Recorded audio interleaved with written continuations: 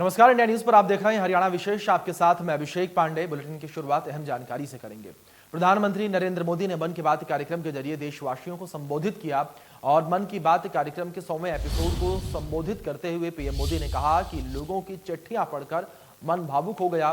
PM ने कहा कि लोगों ने मुझे मन की बात के 100वें एपिसोड पूरे होने पर बधाई दी है, लेकिन असल बधाई के पात्र तो इसके श्रोता ही हैं। पीएम मोदी ने कहा कि मन की बात के मुद्दे जन आंदोलन बन गए हैं। हम लोग सेवा भावना और कर्तव्य भावना से ही आगे बढ़ रहे हैं, क्योंकि सामूहिक प्रयास से ही बड़ा बदलाव लाया जा सकता है।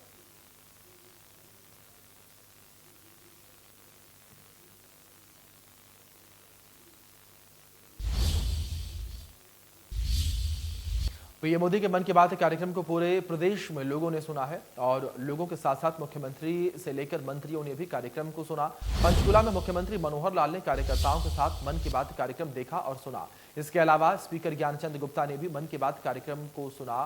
तो वहीं लोहारू में कृषि मंत्री जेपी दलाल ने अपने कैंप कार्यालय में मन की बात को सुना और फरीदाबाद में कृष्णपाल गुर्जर के अलावा राज्य मंत्री कमलेश ढांडा और बीजेपी प्रदेश अध्यक्ष ओपी धनखड़ ने भी मन की बात कार्यक्रम को कार्यकर्ताओं के साथ सुना। तस्वीरें आपके स्क्रीन पर हैं, 6 तस्वीरें हैं ये।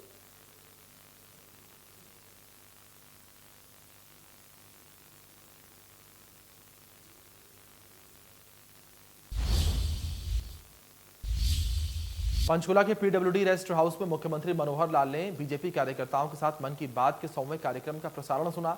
इस दौरान सीएम मनोहर लाल ने कहा कि मन की बात के 100वें एपिसोड ने 100 करोड़ की व्यूवरशिप के साथ वर्ल्ड रिकॉर्ड बनाया है। मन की बात में कई बार हरियाणा का जिक्र हुआ है, चाहे सेल्फी विद डॉटर की बात हो या फिर दुल्हरी मॉडल स्वच्छता अभियान की हो। खिलाड़ियों से लेकर किसानों तक प्रशंसा की गई है। मुख्यमंत्री ने कहा कि यह कार्यक्रम एक भारत श्रेष्ठ भारत की भावना को जागरूक करने के साथ देश के लोगों को एक सूत्र में पिरोने का काम करता है।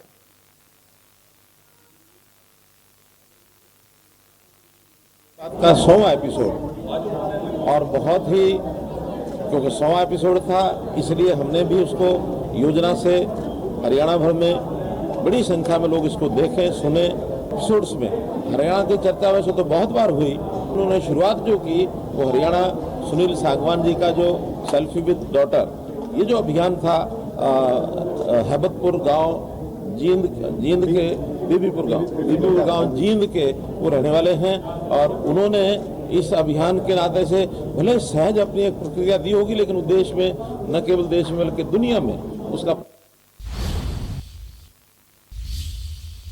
हरियाणा विधानसभा अध्यक्ष ज्ञानचंद गुप्ता ने जिला के गांव खटौली पहुंचे, जहां पर सामुदायिक केंद्र में प्रधानमंत्री नरेंद्र मोदी के मन की बात के 100वें एपिसोड कार्यक्रम में शिरकत की। इस दौरान स्पीकर ने ग्रामीणों समेत सामुदायिक केंद्र में मन की बात सुनी और कार्यक्रम के बाद स्पीकर ने कहा कि पीएम की मन की बात देशवासियों में ऊर्जा, देशभक्ति और देश की तरक्की की भावना का संचार करती है। प्रधानमंत्री हमेशा अपने विचार से देश के कमजोर किसान, युवा वर्ग में अपनी बातों के प्राण फूंकने का काम करते हैं।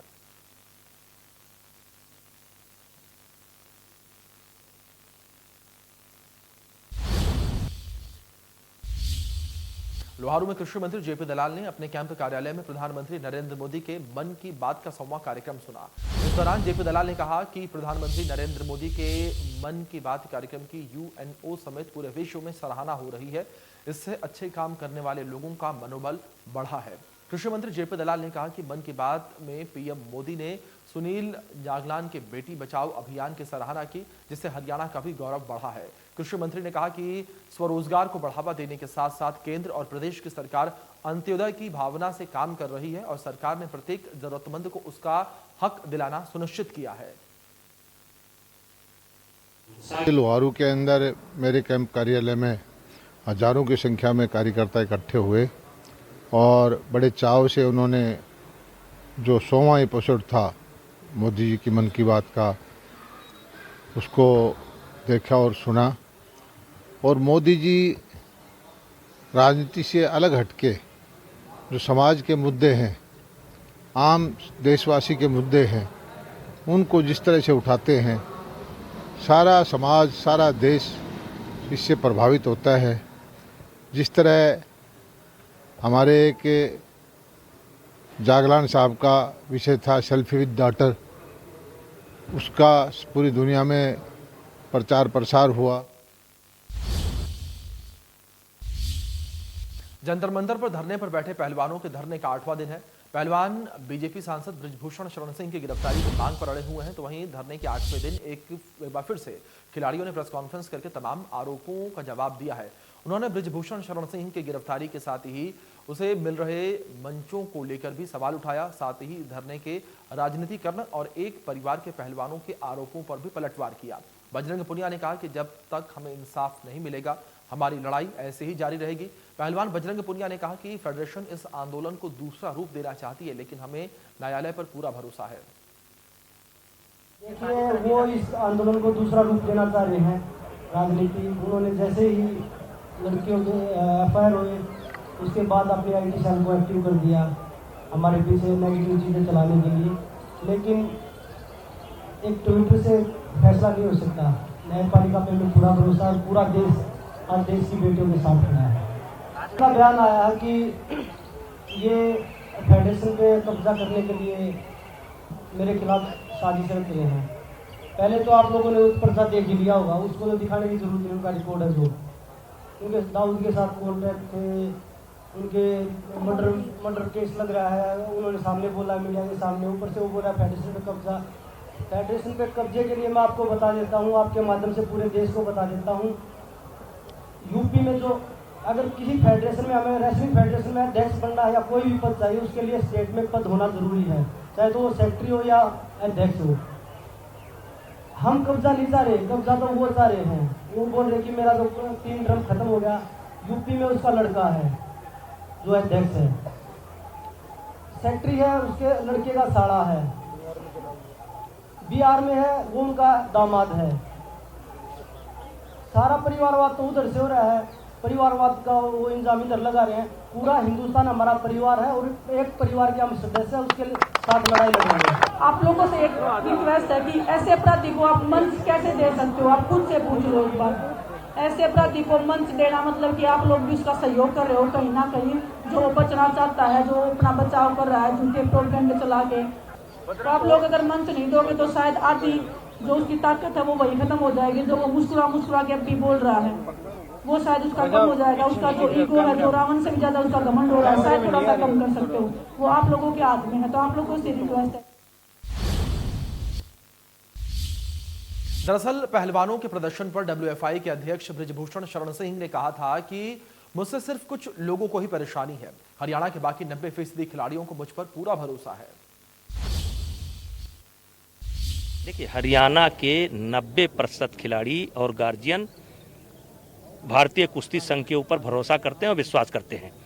ये एक चंद परिवार है, जैसे एक चंद परिवार है, और जितनी लड़कियां निकल करके आई हैं आरोप लगाने वाली, वो एक ही अखाड़े की हैं, एक ही अखाड़े की हैं।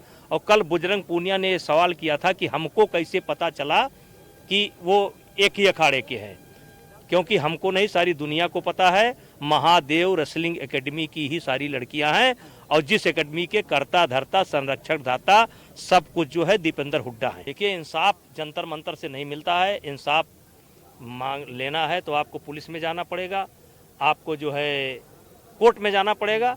आज तक ये गए नहीं, गाली पर गाली दे रहे हैं, अब कोर्ट पर गए हैं और कोर्ट जो करेगा उस फैसले को हम लोग मानेंगे। वहीं पहलवान सत्यव्रत ने देशवासियों के सहयोग के लिए आभार जताते हुए कहा कि कमेटी के सदस्यों में खुद मतभेद है, जिसके चलते हमारे साथ न्याय नहीं हुआ और हमें फिर धरने पर बैठना पड़ा है। पूरा देश हमारे साथ खड़ा है, और जब जहाँ तक देश की बेटियों की बात आती है तो पूरे देश को साथ खड़ा होना भी चाहिए। और हम सबका धन्यवाद करते हैं कि भाई हमारे इस न्याय की लड़ाई में आप लोग हमारा साथ दे रहे हैं। नहीं, 3 महीने पहले जब हमारे को माननीय खेल मंत्री जी ने बुलाया था तो ये आश्वासन दिया था कि आप हमारे ऊपर छोड़ दीजिए, आपके साथ न्याय होगा, इसीलिए हमने नहीं की थी। और उनकी हमने 3 महीने वेट की है कि भैया हमारे साथ न्याय होगा। कमेटी में खुद उनकी कमेटी में आपस में मतभेद हैं, वो हमारे साथ कोई न्याय नहीं कर पाए, इसीलिए हमें खुल के सामने आना पड़ा। हमारे को कॉपी मिल गई है, हमारी लीगल टीम उस पर पूरा मतलब निगरानी रखे हुए है, और दिल्ली पुलिस क्या काम कर रही है उस पर भी हम देख रहे हैं कि क्या है। हम सहयोग देने को तैयार हैं, और बस यही है कि देखते हैं आगे क्या होता है। रिस्पॉन्स आना चाहिए। हम तो अभी भी कह रहे हैं गृह मंत्री जी से, प्रधानमंत्री जी से कि भाई देश की बेटियां हैं, आप इनके साथ गलत हुआ है उसको संज्ञान में लीजिए और इनके साथ न्याय करने का काम कीजिए। तो वहीं खिलाड़ियों के धरने पर डिप्टी सीएम दुष्यंत चौटाला, केंद्रीय राज्य मंत्री कृष्णपाल गुर्जर और सांसद सुनीता दुग्गल ने प्रतिक्रिया दी है। क्या कुछ कहा, सुनिए आप। उन साथियों से जो उनका विषय है, केंद्र सरकार की एक कमेटी जिसमें उनने एडिशनल मेंबर्स डलवाए, उनके साथ इंक्वायरी और चर्चा कई बार हो। उनकी नई मांग थी कि एफआईआर हो, एफआईआर रजिस्टर होगी। अब दिल्ली पुलिस उसको इंक्वायर करेगी और मुझे लगता है दूध का दूध पानी का पानी सामने आएगा। ये निश्चित तौर पर देखिए सुनी है, उनकी एफआईआर हो गई है सुप्रीम कोर्ट में, पार्टी ने अपने सरकार ने कमेटी बना दी है, उस कमेटी की रिपोर्ट का इंतजार करना चाहिए। लेकिन ये देखिए हमारी बेटियों का मामला है जिसने न सिर्फ हरियाणा का, देश के गौरव को बढ़ाया है, जिन्होंने पूरी दुनिया में देश का तिरंगा को ऊंचा किया है। तो वो हमारी बेटियां हैं, उनकी चिंता मोदी जी को भी है, मनोहर जी को भी है।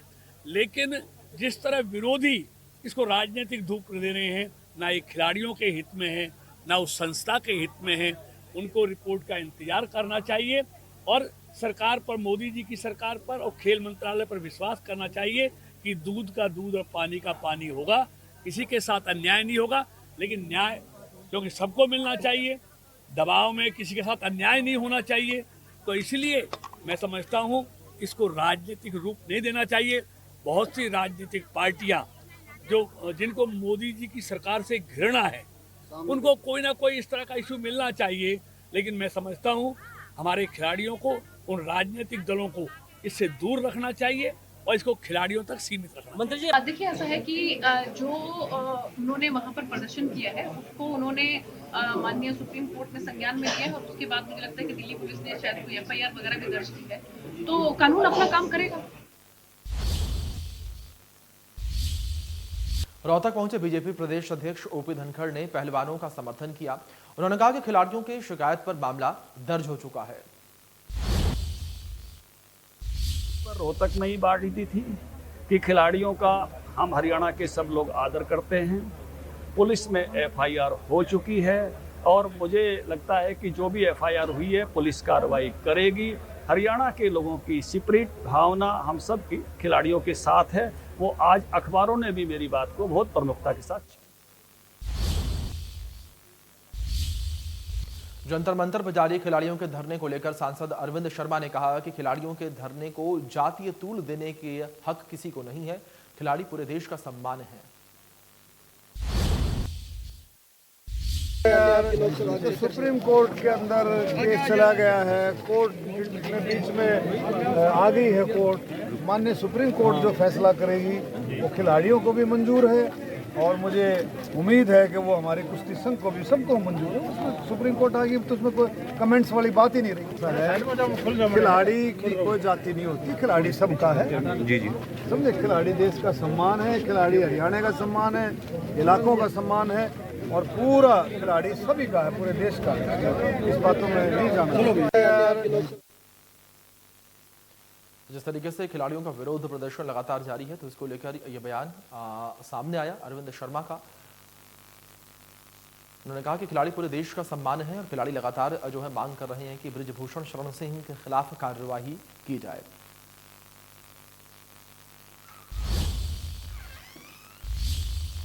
कोसली में सांसद दीपेंद्र हुडा ने कहा कि देश की बेटियां धरने पर बैठी हैं, लेकिन असंवेदनशील और अहंकारी सरकार मौन धारण किए हुए है। उन्होंने कहा कि धरने पर बैठी बेटियों के साथ न्याय होना चाहिए।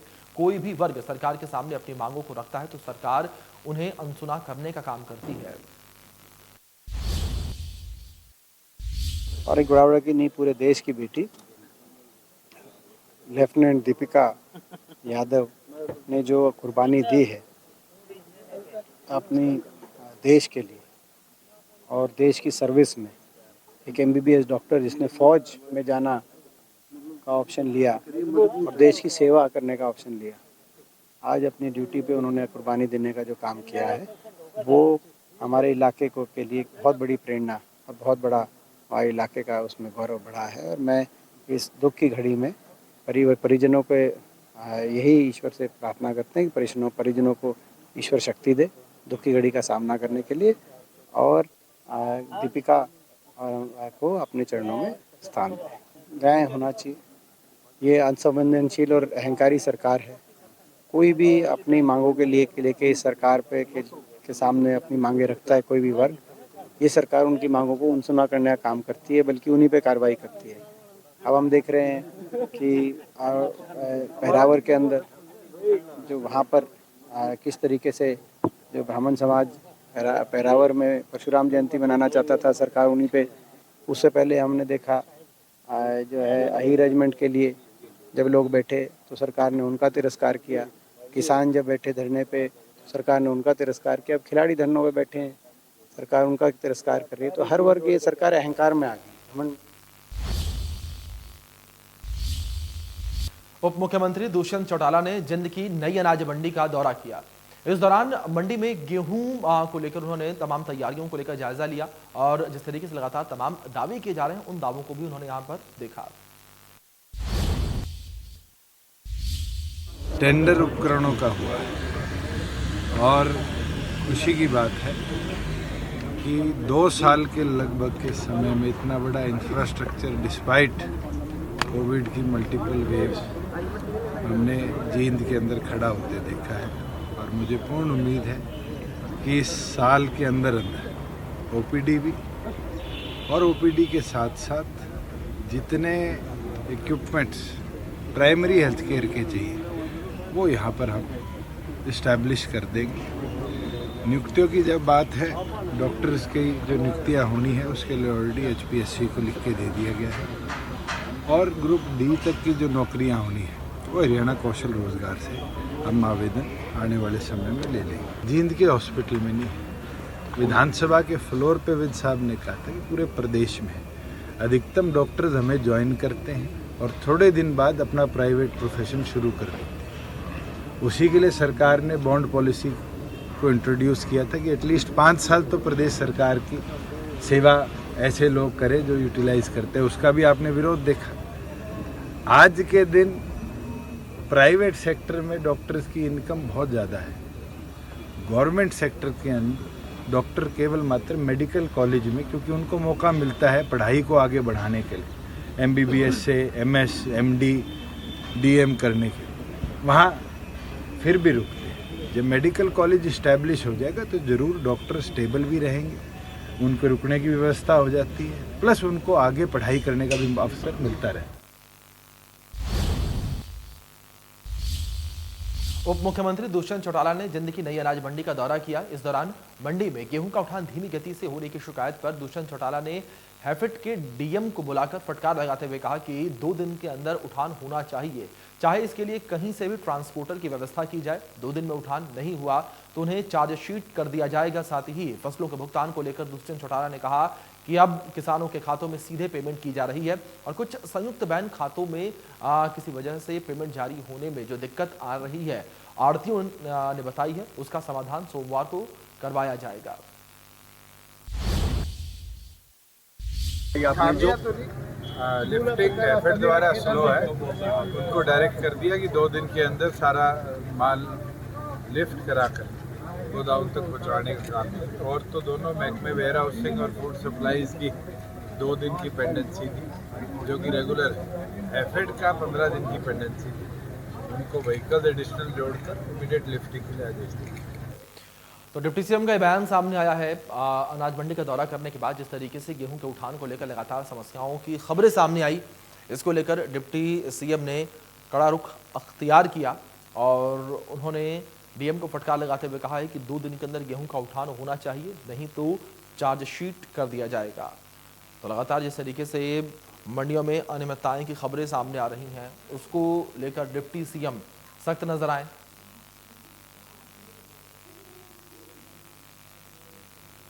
तो डिप्टी सीएम की ओर से अनाज मंडी का दौरा किया गया, अधिकारियों को 2 दिन में गेहूं उठाने के निर्देश दिए गए उनके द्वारा।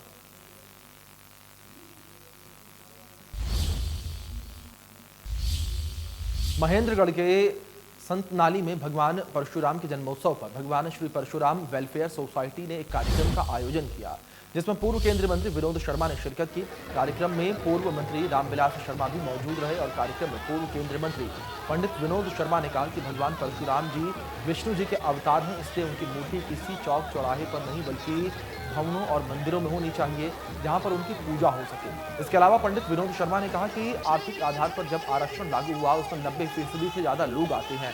लोगों को आर्थिक आरक्षण की जानकारी नहीं थी, इसलिए हमने पूरे प्रदेश में जनसभाएं की और लोगों को आर्थिक आरक्षण की जानकारी दी। साथ ही कहा कि राजनीति में जब ताकत मिले तो उसका इस्तेमाल अपने देश, प्रदेश और क्षेत्र के विकास के लिए करना चाहिए और राजनीति में आए तो सेवा भाव से आए और अच्छे समाज की संरचना करनी चाहिए। सबने मिलजुल के एक शुरू किया है इसको बनाना, भवन बनाना। जल्दी बनेगा और बहुत अच्छा भवन बनेगा। हाँ करेंगे, पूरा सहयोग करेंगे, कोई कमी नहीं रहने देंगे। अरे देखो ऐसा है कि भवन सबका है। आपने देखा, मैंने भी महसूस किया कि सिर्फ ब्राह्मण समाज नहीं और भी लोगों ने योगदान दिया। ज़मीन जो दी है इसमें भी योगदान है और आज जो लोग दे रहे थे दान उन्होंने भी दिया है। तो मैं समझता हूँ समाज का दायरा जो है उसको संकुचित नहीं, छोटा नहीं करना चाहिए। हमारा समाज जो है पूरा बड़ा समाज है। हम उस समाज के हिस्से हैं जिसमें अपने सभी लोग आते हैं और समविचारक हैं, जो लोग हमें साथ मिलके काम करना चाहते हैं, अच्छे काम में लगना चाहते हैं। तो अच्छे काम में लगेंगे हम सभी साथ इकट्ठे हुए। अम्बाला शहर के देव समाज गर्ल्स कॉलेज में प्राइज डिस्ट्रीब्यूशन कार्यक्रम का आयोजन किया गया और इस कार्यक्रम में मेयर शक्ति रानी शर्मा ने बतौर मुख्य अतिथि शिरकत की। कार्यक्रम में मेयर शक्ति रानी शर्मा ने छात्राओं को सम्मानित किया। इस मौके पर मेयर शक्ति रानी शर्मा ने छात्राओं को कॉलेज स्टाफ की भी जमकर तारीफ की। मेयर शक्ति रानी शर्मा ने कहा कि अगर बेटियां पढ़ी लिखी होंगी तो हमारा समाज पढ़ा लिखा होगा। सारी हमारी जो यहाँ की बच्चियां हैं उन्होंने अपने हुनर के मुताबिक बहुत सारे एक्लोड्स जमा करे हैं और कई बच्चियां तो ऐसी हैं जिनको 5-5, 6-6 अवार्ड्स मिले हुए हैं। किसी को म्यूज़िक में, साथ ही आर्ट में और एकेडमिकली भी। तो बहुत अच्छा लगा मुझे देख के कि बच्चे, और इनका जो रिज़ल्ट रहा है, जो मैम ने मुझे बताया कि इनका जो रिज़ल्ट था बहुत बढ़िया रिज़ल्ट था स्कूल कॉलेज का। कोई बच्चे 92% पे, 93% पे, 82 में से ऑनवर्ड्स ही हैं सबके। बहुत अच्छा रहा है और मुझे बहुत खुशी हुई बच्चों के बीच में आके। देखिए जी, ये जो इंस्टीट्यूट है इसकी अंतरात्मा ही लड़कियां हैं और उनकी जो हमारे महाराज थे उनकी बहुत दूरदृष्टि थी। उन्होंने बहुत समय पहले ही इसको देखा, अंदाज़ किया था कि हमारी बेटियों को पढ़ाई की बहुत आवश्यकता है। अगर हमारी बेटियां पढ़ी होंगी तो हमारा समाज पढ़ा लिखा पैदा होगा और हमारे जो संसार है वो अपने आप ही सुखद हो जाएगा। फिलहाल इस विशेष कार्यक्रम में इतना ही। आप बने रहें इंडिया न्यूज़ के साथ।